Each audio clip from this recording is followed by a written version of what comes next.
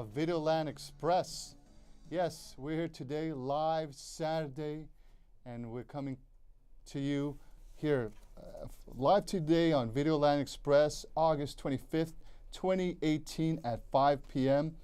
Like I said before, we're on mnm.org channel 2. If you want to see it on the internet live, we're in Spectrum channel 56 and 1996. We're on Vials channel 34 and RCN channel 83. Just in case you're interested in watching us in any of those platforms. And also, we're going to upload, like I said, I'm trying to upload to YouTube. That's what Frank, when he's here, he tries to help us out, or he does the show. Shout outs to Frankie's son. Hopefully everything's being taken care of. He said he'll be here in September. So fingers crossed. He has all his business he has to take care of. He has it come to fruition. And like I said, when he comes back, we're going to be able to upload the shows on YouTube and Videolandexpress on the YouTube channel. So just check us out there on the Videolandexpress on the YouTube channel. So please, check us out, give us likes, give us some thumbs up, and we'll have this great, interesting show for you, and we're hoping you'll really enjoy it. You follow us, you subscribe, you give us a thumbs up, and when that happens, more people watch the show, the more we can help become influencers for the major markets that come out. All right. Later, I'm going to be talking about the poster behind me, which is, if I'm correct, of the movie. It's the Happytime Murders that just came out this Thursday night for the weekend. Right now it has a bad review on Rotten Tomatoes, but I think Rotten Tomatoes sometimes is more wrong than right. So if you have a funny sense of humor, you might enjoy this film. So I'll give a review later at about the 22nd hour. I'll give my review to the Happytime Murders. Yeah. So stay tuned. This is for you, Frank.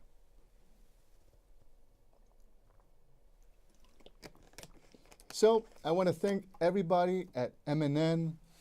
I want to thank everyone who's helped, the crew, Frankie's son, who's been working on this show for 30 years. I've only been helping him for the last 3 years. He's given a lot of his life to this program. It's really been appreciated. He's done so much growth. It's evolved to so much. I think it's amazing. I'm glad that in the last 3 years he's been able to take his shows and move in over to YouTube and start creating new and more content.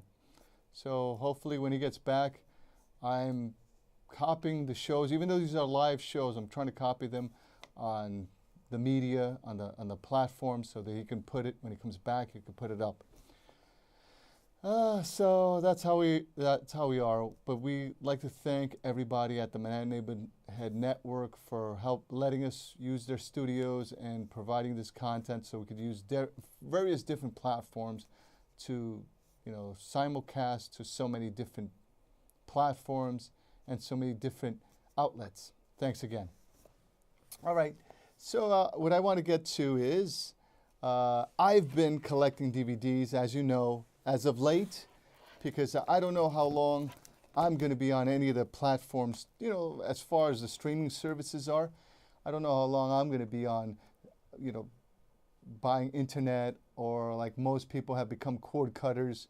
A lot of, they say, the millennials have stopped using the internet, have stopped paying for it, have stopped using landlines, have stopped using, basic cable. It's sad to say, but thanks to Spectrum that we're on, but a lot of people have been cutting their cord slowly by slowly. So that means the people who are left, eventually they're going to end up paying for the people who have left, if that's still a thing. So because of that, incident occurring to me and a lot of other people, that's why I and so many others have started collecting DVDs again, even though we said, hey, this is an outdated medium, people don't buy DVDs anymore. but not the case. Some people are hoarding them up. Some people are buying them. Some people are trying to get as much as they can, because once it disappears, you'll be like, if it's, especially on the internet, if no one cared about it and there was no outcry for it, it'll disappear and no one will ever know it existed. You know, like movies like Jean-Claude Van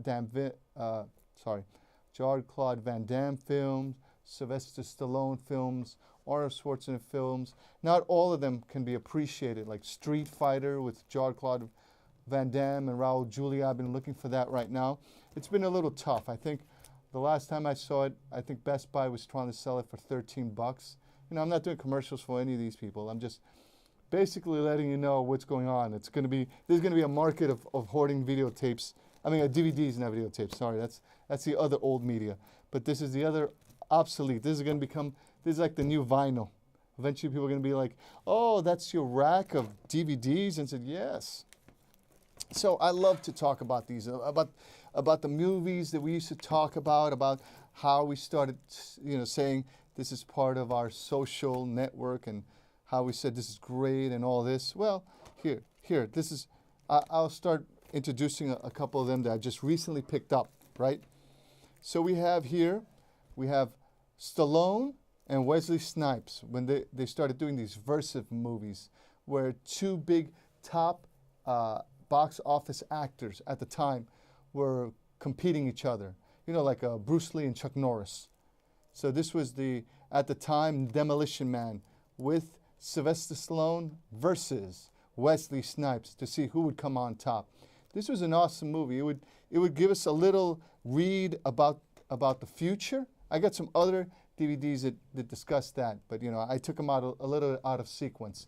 This was supposed to be the second movie I had to talk about, but this was beautiful. This talked about how in the future, self-driving cars, Taco Bell would be the only fast food chain, which would turn into this high-end eatery.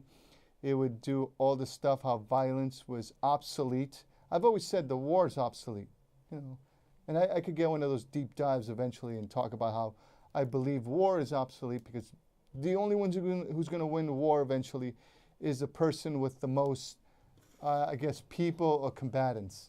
And in that instance, if it becomes all about that, the technology is out the window, because it's like I always said, it depends on who has the most ants, and the one with the most ants actually wins the war.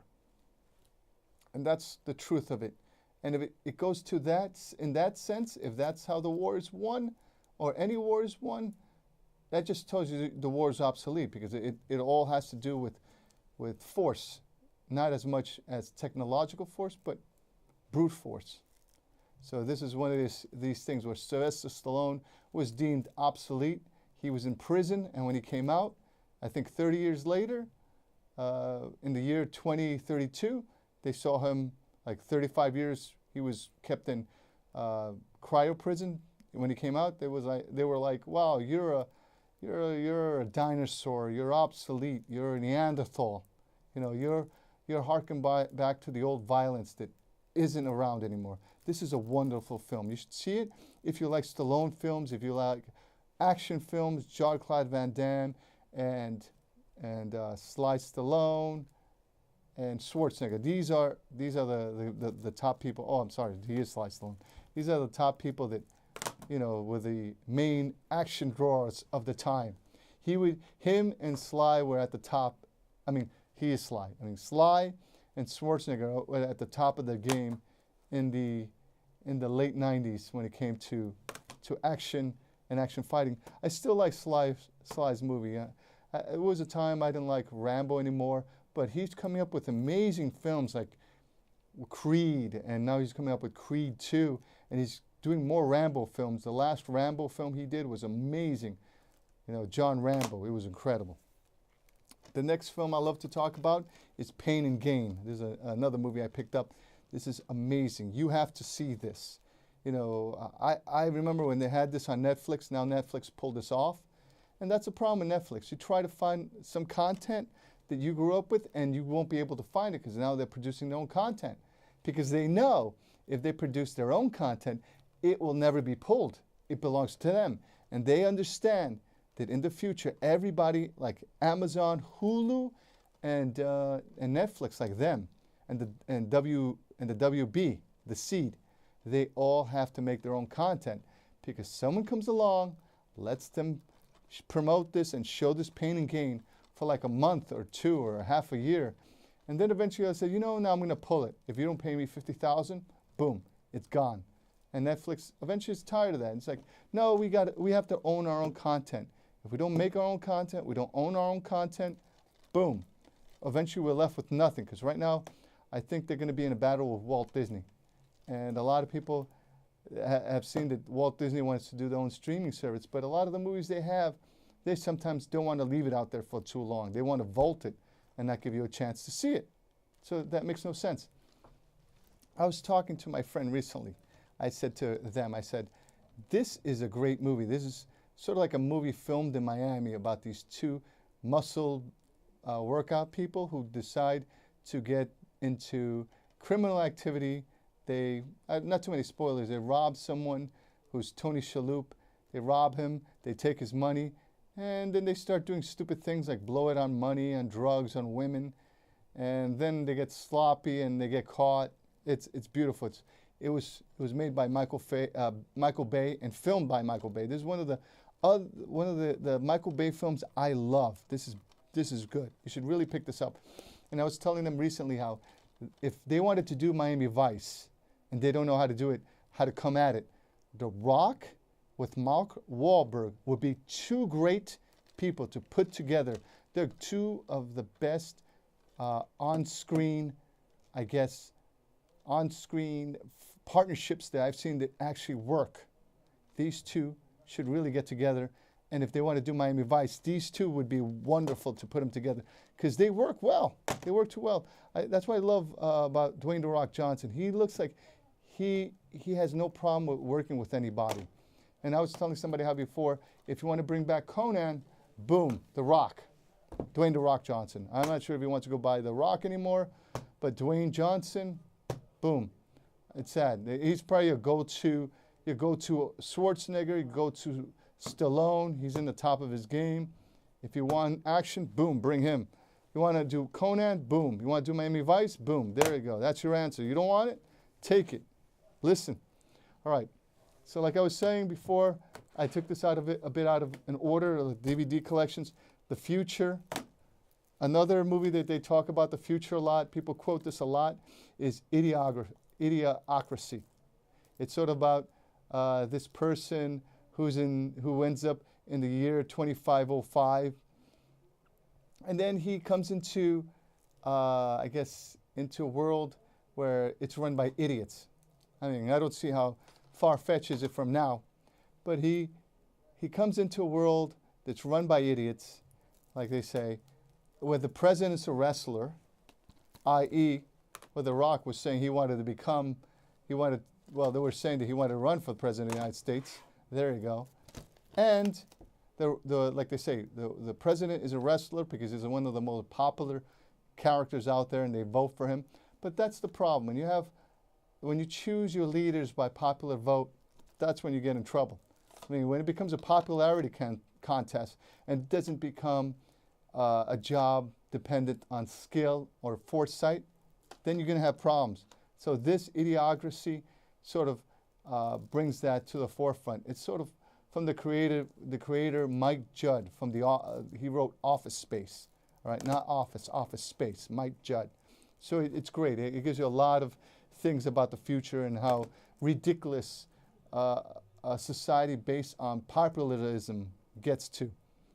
Future. Another thing, not so much the future, but the past, is Mel Brooks. I love Mel Brooks. He was in the top of his game in these send-ups, History of the World, Part 1, and we never got a Part 2 Mel Brooks, and Spaceball. Two wonderful Mel Brooks films.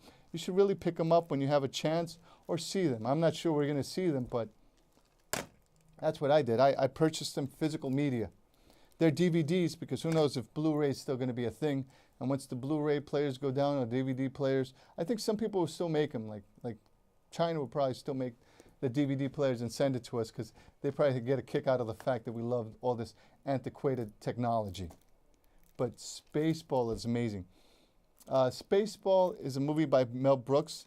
When Mel Brooks made Spaceball, after the fact, I think it was 10 years after the fact of Star Wars, people laughed at him and said, "You're making a movie parodying Star Wars? Star Wars was like 10 years ago. Why do you think people even care about Star Wars anymore?" But he said, yeah, they do. And he made this movie. It was so funny that I think they even started stealing ideas from this for the last Force Awakens, Star Wars, and The Last Jedi, because Rick Moranis runs around with this helmet, this oversized helmet, and at one point it's sort of like he lifts it off, and he's like, "Oh my God, it's so hard to breathe in that thing," and people look at him like, "You idiot! Why do you have the helmet? There's no reason for you to have the helmet." So he's making that joke, and like I said, in Star Wars, The Force Awakens, Last Jedi. In The Last Jedi, they make a comment to Kylo Ren. I made the comment first. I'm like, "Why the heck do you have the helmet on? It's so dumb. You don't need that helmet on. Take it off." Stoke makes that comment to our friend there with the helmet, Kylo Ren. And he says, "Why do you have the helmet? It's so stupid. Take it off." And Kylo Ren takes it off. He gets so mad, he smashes it. But I remember when I was telling Frankie-san, how it seems like Force Awakens was sort of an homage to The New Hope. It was almost point per point the same movie. And then later they made it, it was the same movie. And then the second movie, like I said, The Return of the Last Jedi, was supposed to be a continuing, but it seems like Rian Johnson, the writer of it, he sort of slapped everything that was before him on A Force Awakens. You wrote that? Boom, it's a bad idea. You did this? Bam, it's a bad idea. It's sort of like they say, when I was saying to Frankie-san, it sort of seemed like this person, Rian Johnson, never went to an improv class, because the improv class tells you, somebody gives you something and you try to work with it. You don't just grab it and you throw it and say, "No, I'm better." That's garbage. So that's what it seems like. But I know we're going to get a lot of hate, so let's not get into that. But watch this, compare, get some laughs. Some people might not like it, but try to enjoy it. The next two other films that I like to talk about, and like I said, after this program, we're going to have 10 minutes more, and then maybe I could do more deep dives in some of these movies and talk about my feelings more about them after the review, I guess by the time we get to the 22-minute mark.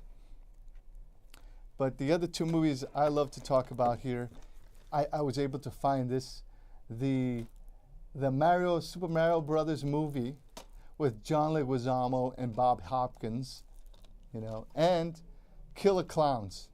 It was pretty funny. I remember I was able to see this during the Tower Records video days, when they used to have Tower videos, and sometimes when there was nothing left to rent, this would be one of the secondary DVDs you would be able to find, because all the popular movies would be ready to be taken. Any Arnold Schwarzenegger, Van Damme, or Sly Stallone films, and this was your secondary movie. But it was pretty amusing. It was sick amusing. You would have a sick, macabre, humorous horror type. It's sort of like an Evil Dead thing, but it's basically about clowns from outer space that would come to Earth, and then Earthlings would have to fight them and kill them and save their planet. It was pretty funny.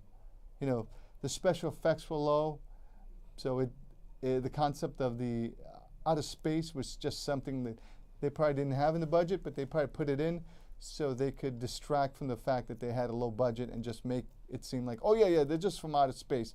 Instead of making mutant clowns, it's just, no, they're from outer space. So that's what they did with that. That was pretty funny. And the second thing is Mario Brothers. They always said that if you make a movie based on a video game or a cartoon, it's always going to end up bad. And this was one of those movies. People didn't understand what was going on. And the funniest part, I think, was towards the end where they try to build it up. I think this was really panned. It was almost hated as much as Howard the Duck movie back in the day. It was just too funny, even to believe that they would make this film. And they try to make it work.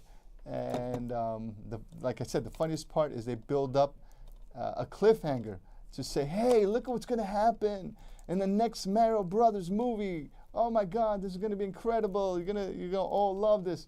And it never came to anything. It was like, oh no, we're going to have another adventure. And it never came to fruition. It was sort of like, it never had a sequel.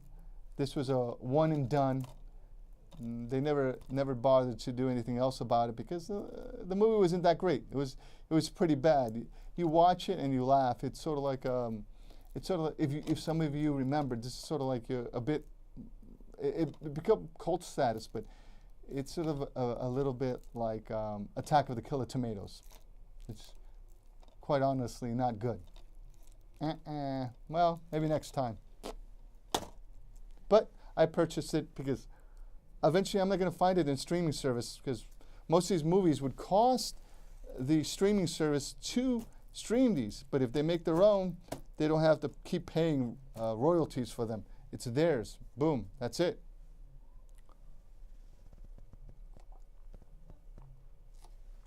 Ah, yes. That quenches my thirst. Oh, here's some more. Thank goodness. Wait, just let me drink up and then we'll continue this part.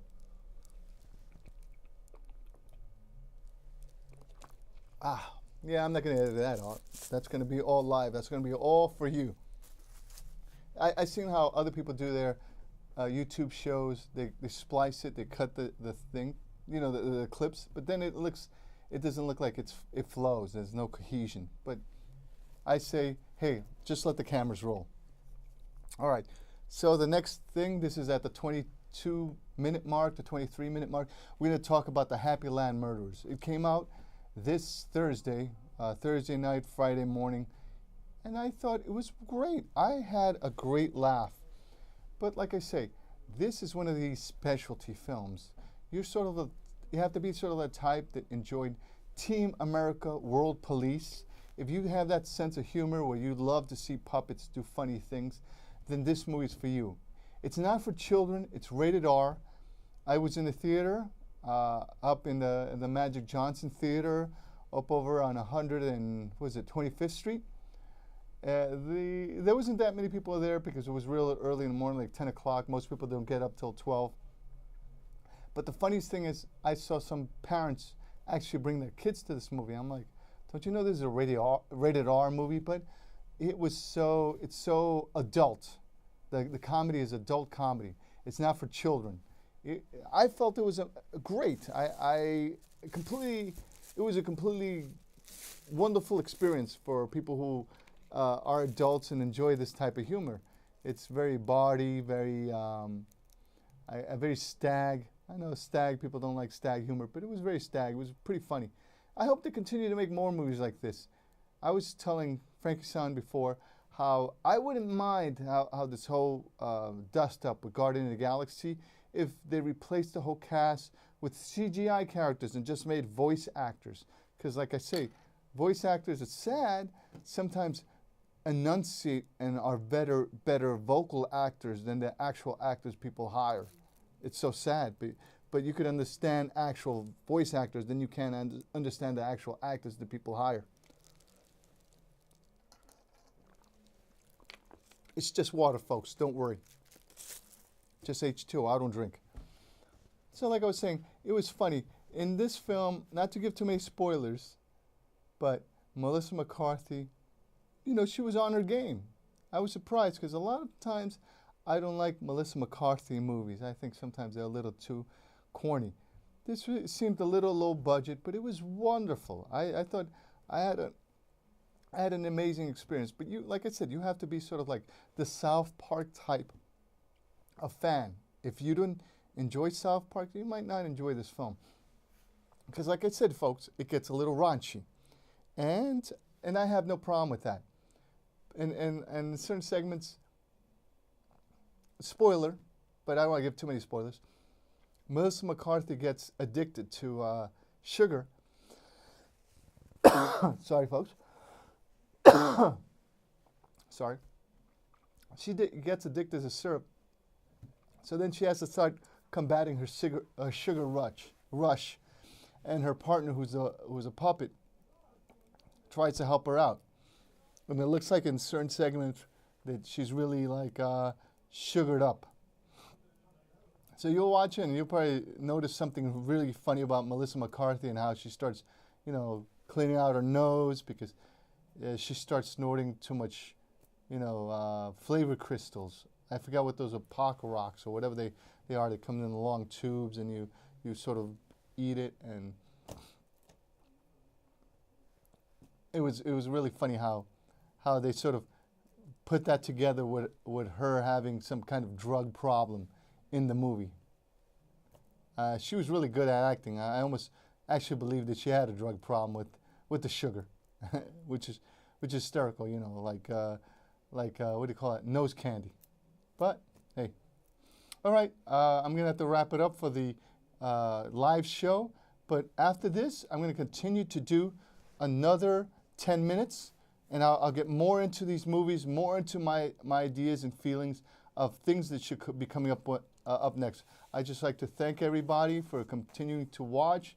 Everybody, thank you. You're our friends for watching. You're being helpful to us and continuing to watch, and just you all watching helps other people to understand, oh, maybe this is what a certain generation is interested, or certain people are interested in seeing movies. So I want to thank you all.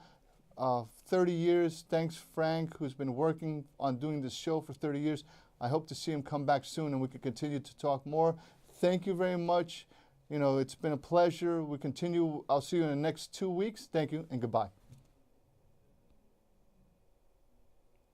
All right, now this part is going to be for the YouTube show. We just finished the live stream or the live simulcast for ManhattanNeighborhood.org. You can see us.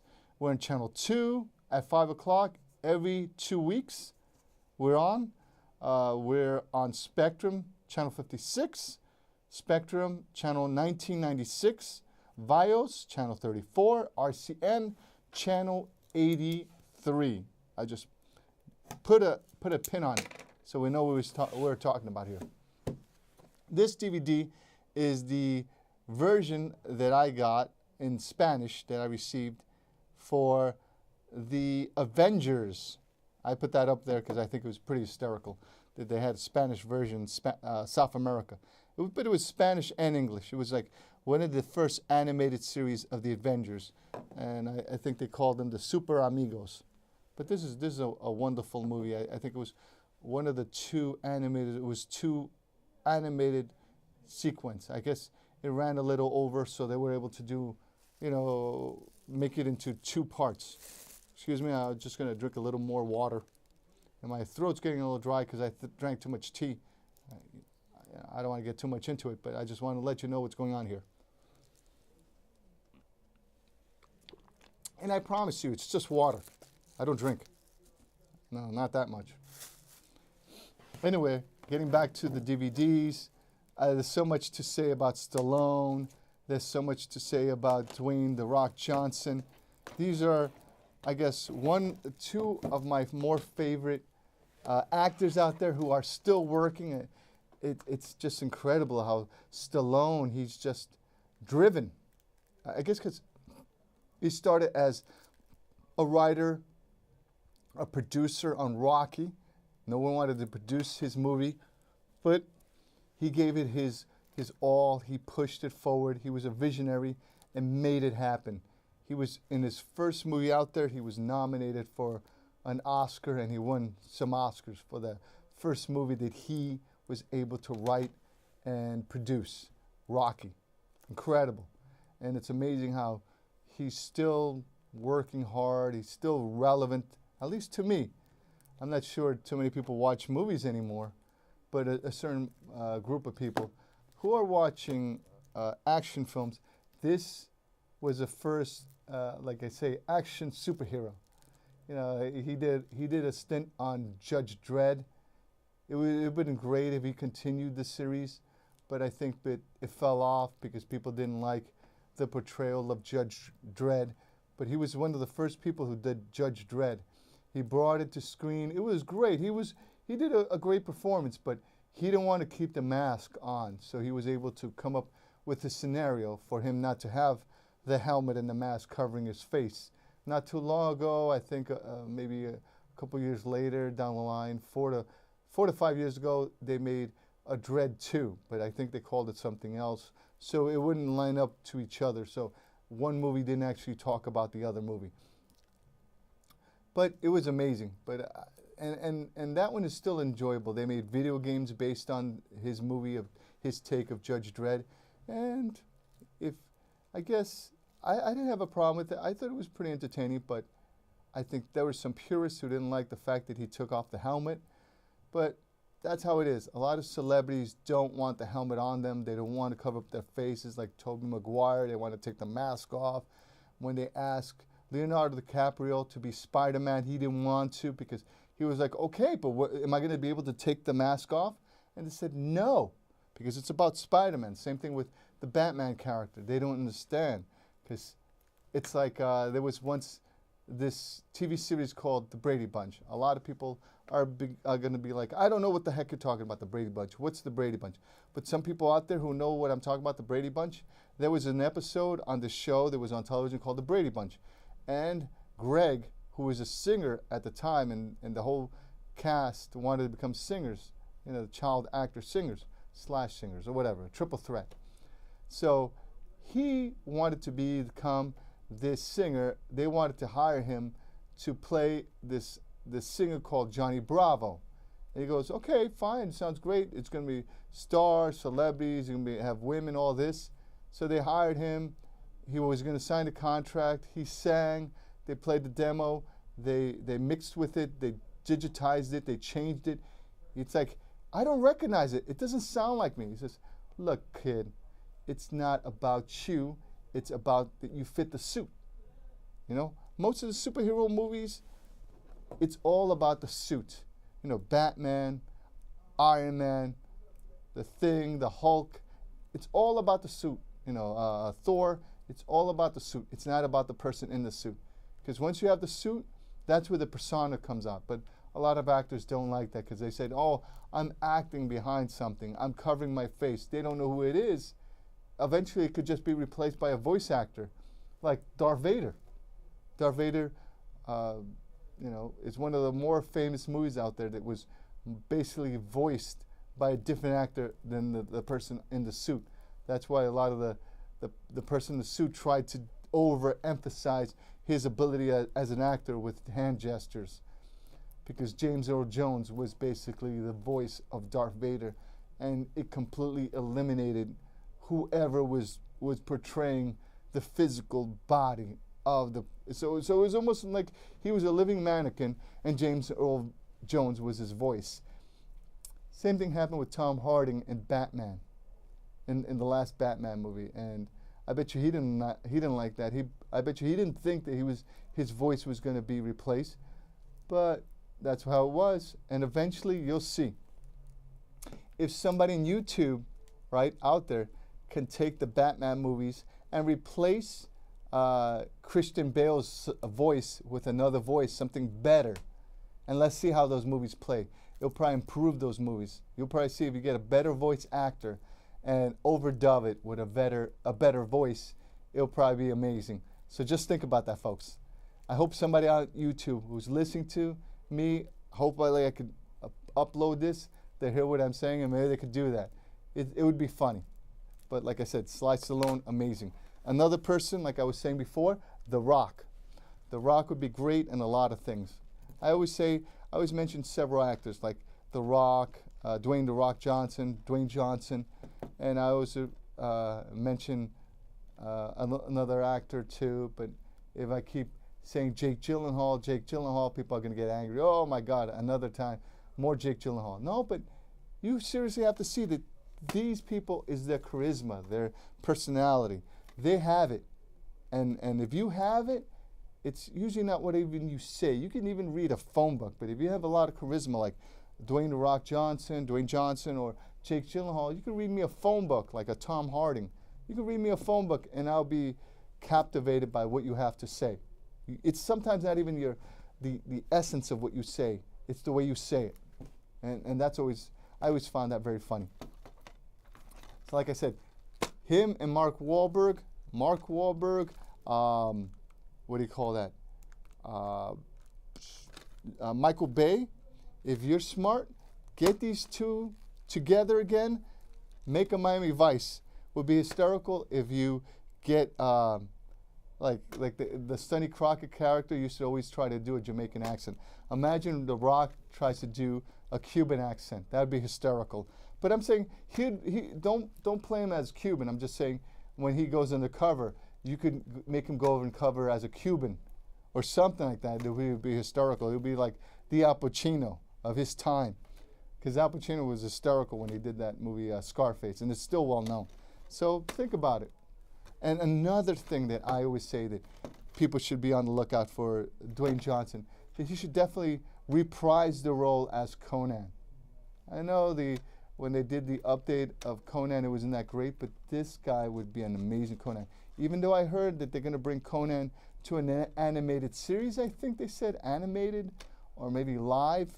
But if you really want to get a person with so much charisma as Schwarzenegger, or even more, this would be the person you would have to hire. This guy right here. But I bet you I say this, maybe somebody will listen, maybe they won't. Maybe he won't want to be bothered with it. But right now, thinking of hiring somebody to play Conan, who do you have who's more iconic? Him, nobody else. That's why I heard that they want to make it as an animated short. But let's see what happens. Oh my God, more water. I'm not saluting because it's water, so they say you shouldn't salute with water or whatever. But like I said, so if you want to ever see the show, we're on every other week. You know, every other week, we're on Manhattan Neighborhood Network. You can watch us live. We're on Spectrum Channel 56. We're on Spectrum Channel 1996. We're on Vios Channel 34. RCN Channel 83 on Lifestyles. It's all on the Lifestyle brand. And if you want to see us on the internet live, we're on, Videolandexpress live, YouTube Videolandexpress. And when this show's live, we're usually live on MNN.org Channel 2. So please watch, everyone. Frank's been doing the show for 30 years. He's really appreciative. Shout outs to everybody. Right now, this is going to be, hopefully I get this up on YouTube. We'll show it out. The last show I wasn't able to do on YouTube. I am using the same mini DV card that I used last time. It may have erased the other show I was supposed to upload. So, everything's coming to a head. So hopefully when Frank gets back, he could help out and figure out what we're supposed to do to put this show up on YouTube so you could watch it. Like I said, much thanks to everybody. Thanks to the staff at Manhattan Neighborhood Network. Thanks to Frank for keeping the show alive for the last 30 years. Because this show, it's great to have a show where you can influence some people, give some people your opinions on what's going on. Continued success to Sylvester Stallone and Dwayne "The Rock" Johnson, and even Mike Wahlberg. Continued success. I'd love to see them more.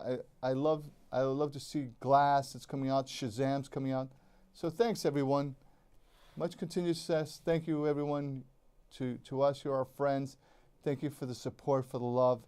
We hope to do more shows. Thank you very much. Good night.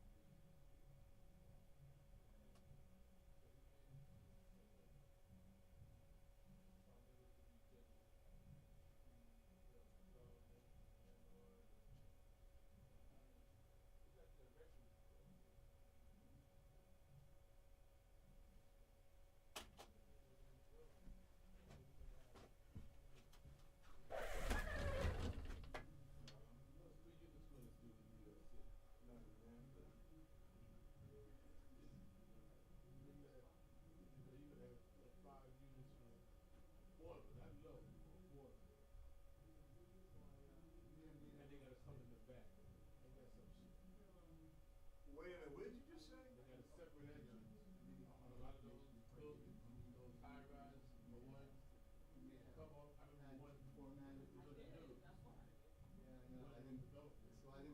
They still playing those shit? I didn't upload it before. The information was that from last week? Yes. Ooh, sorry. Yeah, I know. No, that's okay. That's my mistake. I didn't realize.